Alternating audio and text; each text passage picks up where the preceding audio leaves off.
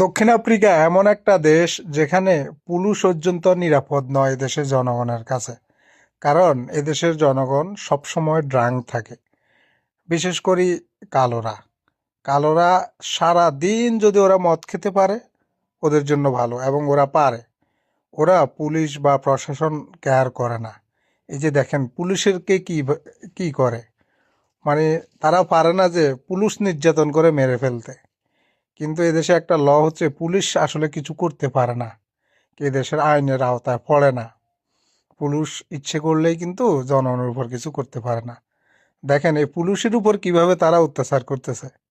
কিন্তু শেষমেশ পুলিশ নিজেকে রক্ষা করার জন্য ফাঁকা আওয়াজ বা ফাঁকা গুলি করছে।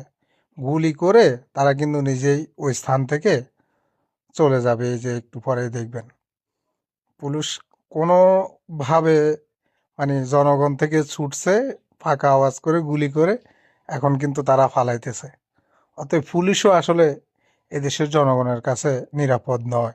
আর আমরা তো আসলে ভিনদেশী, অন্য দেশ থেকে এসে আমরা এখানে ওই হিসেবে আসলে আমরা অনেক ভালোই আছি এদেশের মানুষের কাছে, কিংবা এই দক্ষিণ আফ্রিকায়।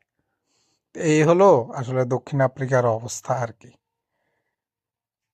পুরো ভিডিও তো অবশ্যই দেখেছেন।